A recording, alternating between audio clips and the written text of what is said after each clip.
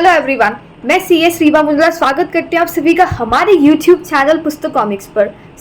I hope आप लोगों ने ईबीसीएल के पास्ट 5 अटेम्प्ट्स के पेपर्स का जो वीडियो बनाया गया था वो स्टडी कर लिया है। अगर किसी ने वो नहीं देखा तो उसका लिंक डिस्क्रिप्शन में गिवन है, जाके वो देख सकते हैं। अब मेरे पास काफ़ी रिक्वेस्ट आई थी कि फर्स्ट ग्रुप और बाकी पेपर्स के लिए भी हम लोगों को वीडियोस चाहिए कि क्या 5 अटेम्प्ट्स में क्या क्या टॉपिक्स आ गए हैं। तो ये है तो इस वीडियो में बात करेंगे अपन, वो करेंगे JIGL के पास्ट 5 अटेम्प्ट्स के पेपर एनालिसिस की। 5 अटेम्प्ट्स के अंदर कौन कौन से टॉपिक्स आए, कौन से टॉपिक्स हैं जो कि रिपीटेडली नेचर पे जो रिपीट भी हो रहे हैं। तो आते हैं पास्ट 5 अटेम्प्ट्स के। अगर इसकी बात करें तो सबसे पहले अपने पास है ये charters of several high court establish by British government, कि भाई हाई कोर्ट्स का जो लेवल था वो क्या था। नेक्स्ट आ गया वेदर एंड एंटिटीज इंस्ट्रूमेंटली और एजेंसी ऑफ स्टेट, बताना क्या वो स्टेट है या नहीं है। ठीक है। नेक्स्ट अपना समन, देखो याद रखना अगर आपको समन और वारंट दिखता है, समन और वारंट इंपॉर्टेंट टॉपिक्स में से एक है। ठीक है, ये अपना CRPC में कवर होता है। नेक्स्ट अपना section 6 of general clauses act, general clauses act है उसका सेक्शन नंबर 6। नेक्स्ट आपका ऑफेंस की केस स्टडी। अब ये ऑफेंस की केस स्टडी है क्या कि जो आपका वो वर्ड होता है ऑफेंस, ऑफेंस की जो डेफिनेशन है जो IPC के अंदर गिवन है और CRPC में भी है, उसकी केस स्टडी अपने आप में बहुत ज़्यादा क्या हो गई important. Next section 3 of Indian evidence act, तो इंडियन एविडेंस एक्ट ये एक के बाद एक करके छोड़ के रिपीट हो रहा है। Next section 60 of Indian evidence act, section 9 of limitation act, judicial review क्या होता है, remedy of tort for action for unliquidated damages, मतलब जब आपके अनलिक्विडेटेड डैमेजेस है तो उसके लिए क्या रेमेडी गिवन है टॉर्ट के अंदर। अच्छा, वीडियो के एंड में मैं आपको ये बताऊंगी, देखो JIGL में एक चीज़ है कि कोई भी चैप्टर आप ये नहीं कह सकते कि इसका वेटेज क्या है, फिक्स वेटेज क्या है। रीज़न बिहाइंड इसके अंदर ना कोई सेक्शन में डिवाइड है, आपके सारे चैप्टर्स मिला के 100 मार्क्स का है। वरना ऐसा होता है कि लाइक अपने जैसे EBCL था तो अकेला कॉम्पिटिशन एक्ट पता है 25 मार्क्स का होगा, लेकिन फिर भी इसके अंदर कुछ चैप्टर्स ऐसे हैं जिन पे ध्यान सबसे ज़्यादा गौर करना है। नेक्स्ट अपना आ गया warrant, I said warrant important में से एक आता है। नेक्स्ट फॉरेन अवार्ड क्या होता है एज पर arbitration and conciliation act, section 50 of Indian stamp act. Next आ गया section 17 of registration act, section 4 of RTA right to information act, first schedule of information technology act, article 22 Indian constitution का article 22, as we all know article सिर्फ अपने constitution में given है। Next section 23 of general clauses act, section 39 and 45 of Indian stamp act, administrative law, देख लो administrative law बहुत ज़्यादा repeat हो रहा है तो अपने आप में इंपॉर्टेंट है। और ये चैप्टर वैसे भी बहुत बड़ा चैप्टर है JIGL में, इसमें बहुत बेसिक चीज़ें पूछी जाती है। ठीक है। Procedure of appeal in front of NCLT, देखो NCLAT और NCLT अपने आप में इंपॉर्टेंट है। रीजन बिहाइंड अपन बीइंग अ कमी सेक्रेटरीज का मेन जो रिप्रेजेंटेशन है अगर कोर्ट पे, तो सबसे पहले अपन NCLT में एक बहुत अच्छा पोजीशन होल्ड करते हैं।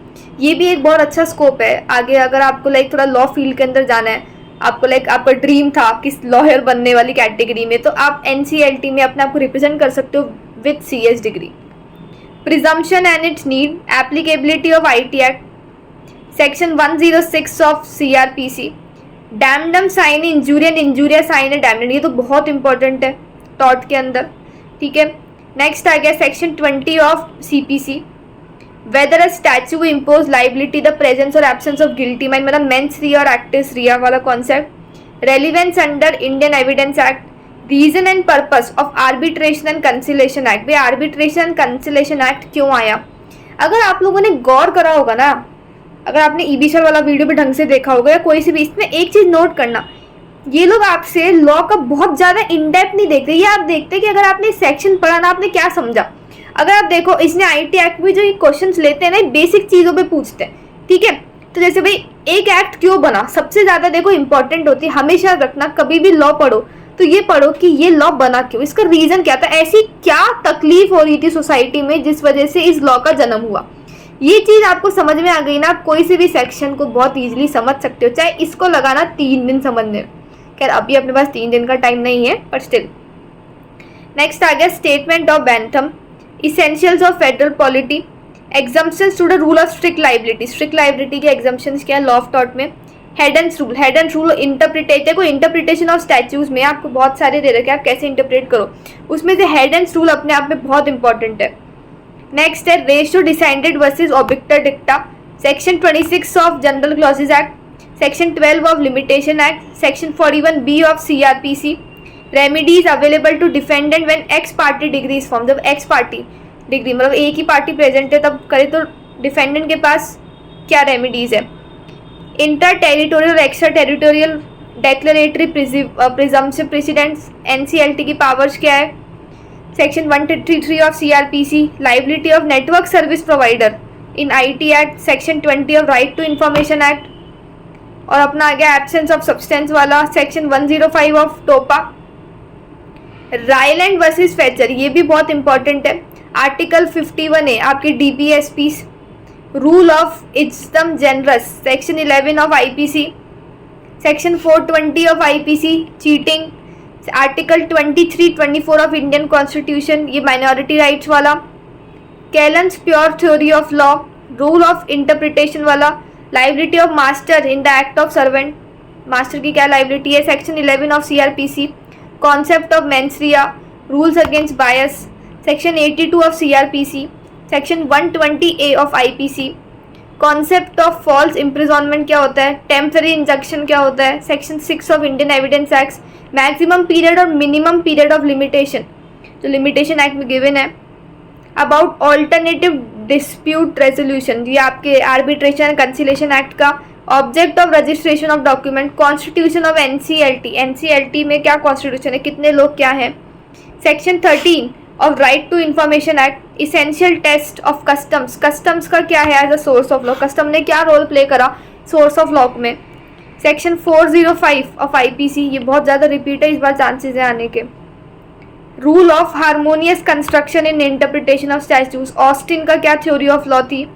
External aids, concept of professional communication क्या होता है, section 144 of CRPC, section 16 of Civil Procedure Code, main feature of statutory corporation. Article 20 आपका किससे आ गया, वो राइट टू फ्रीडम वाले से, जो आर्टिकल 19 से 22 तक होते हैं। कॉन्सेप्ट ऑफ नेचुरल लॉ क्या होता है, concept objectives of tribunal, res judicata और रेस सब जुडिका, ये सब इंपॉर्टेंट है। Section 3 related to bar of limitation. Receipt क्या होता है इंडियन स्टैम्प एक्ट में। इंस्ट्रक्शन इलस्ट्रेशंस का क्या रोल प्ले करता है। Aim and objective of general clauses act, relevancy of expert opinion. Section 17 of arbitration conciliation act, section 32 of registration act, article 21 of Indian constitution, वो personal liberty वाले। Section 35 to 39 of IT act. Article 13 क्या है, state वो void वाला। If the intention of legislature is not clear, there are number of presumptions वाला concept, presumption 2-3 बार आ चुका ऊपर भी। Section 65-78 concept and list, 3 list है, state list, union list, concurrent list. Qui facit per alium facit per se, section 18 of limitation act. Extra judicial confession वाला, arbitral proceeding कैसे terminate कर सकते हो। Concept of justice, equity and consent, मतलब जब law नहीं silent हो तो रूल ऑफ वो जस्टिस होता है ना कि क्या सही है उस टाइम पे। Section 41 of CRPC। Halsbury's law, battery assault क्या होता है, लाइबल और स्लेंडर, रिटन या ओरल वाला। प्राइमरी एविडेंस और सेकेंडरी एविडेंस क्या होगा, पट्टा और कबूलियत, section 14-15 of IT act, section 2 of CPC। 4 rights of party, वही राइट्स ऑफ पार्टी क्या है, जब NCLT के सामने वो अपेयर होते हैं। एक्स्ट्रा जुडिशियल रेमेडी लॉ के अंदर, law of tort, section 41B of right to information Act. Test of sufficient cause, section 25 Arbitration and Conciliation. Caveat कैसे लॉस कर सकते हैं इन फ्रंट ऑफ NCLT। एक्सप्रेसोविट्स वाला जो आपका लीगल मैगजिम्स है। प्रोविजंस ऑफ माइनर के क्या प्रोविजंस है। आर्टिकल 19 राइट टू फ्रीडम वाला of speech and expression. Section 19 concept of e stamping क्या होता है। सेक्शन 32 कंप्लेंट अंडर CRPC और नेमो जुडिशियल इन कॉजस हुआ, नो वन कैन जज इन इट्स ओन केस, उसका कॉन्सेप्ट। अगर आपने इसको बहुत गौर से देखा होगा ना, एक चीज़ आपको समझ में आई होगी कि इंपॉर्टेंट चैप्टर्स क्या हैं। सबसे पहले आप याद करना कॉन्स्टिट्यूशन ऑफ इंडिया सबसे इंपॉर्टेंट चैप्टर है, इसमें से 8 मार्क्स के क्वेश्चन बनते हैं। और इसके अंदर भी जो सबसे इंपॉर्टेंट कॉन्सेप्ट है वो है आपके फंडामेंटल राइट्स। इस पे सबसे ज़्यादा एक तो फोकस करना। दूसरी बात आते हैं, नेक्स्ट इंपॉर्टेंट चैप्टर आपको कौन सा हो गया, CRPC एंड CPC। ये आप सेकंड लेवल पे आप ले सकते हो। भाई CRPC और CPC अपने आप में बहुत इंपॉर्टेंट है। इसमें आपको चीटिंग के प्रोविजन, मिस रिप्रेजेंटेशन, ये सब है, आपको बहुत अच्छे से करना है, ठीक है। इसमें आपको रेस जुडिका, रेस सब जुडिका, ऑफेंस क्या होता है, सब क्लियर होगा। नेक्स्ट आपका इंपॉर्टेंट हो गया आर्बिट्रेशन एंड कंसिलिएशन, क्योंकि इसके क्वेश्चंस बहुत ज़्यादा रिपीट हो रहे हैं। फिर नेक्स्ट अगर अपन आए तो right to information act, RT act, अपना सोर्सेज ऑफ लॉ वाला चैप्टर, ठीक है, सोर्सेज ऑफ लॉ हो गया, RT एक्ट हो गया, लिमिटेशन एक्ट, ये अपन एक लेवल पे कर सकते हैं। फिर नेक्स्ट आ गया अपना IPC, इंडियन पीनल कोड, ये भी अपने आप में क्या है, बहुत इंपॉर्टेंट है, ठीक है। मतलब अगर आपको JIGL का पेपर, देखो याद रखना, इसमें एग्जाम्शन लाना ईजी है as compare to other papers. तो अगर आपने ये चीज़ें भी बहुत ढंग से कर ली ना, आप एग्जाम्शन क्लेम कर सकते हो। और सेकेंडली अगर आपने ये सारे टॉपिक्स जो कि इसमें लिखे हैं ये भी कर लिए, तो आप आराम से पास तो हो सकते हो, बिकॉज 5 अटैम्प्ट के पेपर करने से पास होना ईजी है। आप हो सकता है, आपको पता चल जाएगा कि किस से क्या है। और नेक्स्ट चीज़ जो मैं हर वीडियो में बोलती हूँ कि जब आप पेपर करो उस टाइम पे उस चैप्टर के बैक क्वेश्चंस आपको एकदम थॉरली आने चाहिए। सेकेंडली हर चैप्टर के बीच में आपको उस टॉपिक का फ्लो चार्ट होगा, वो भी क्या होनी चाहिए, आपको एकदम थरो होने चाहिए कि भाई वो फ्लो चार्ट है उस टॉपिक का, मतलब वो टॉपिक अपने आप में क्या हो गया, इंपॉर्टेंट हो गया। लाइक आज 25 तो हो ही चुकी है ऑब्वियसली, 29, 30, 31 3 दिन आप JIGL को देना। उस टाइम पे ये टॉपिक्स देखना कि जब आपने पढ़ाई करी कि ये टॉपिक, एक दिन तो सिर्फ इन टॉपिक को कर लेना कवर, क्या यार हमारा पूरा हो चुका, मतलब आप एक कॉन्फिडेंस आ जाएगा अपने आप पे कि आपने मेजर टॉपिक्स तो सारे कर लिए।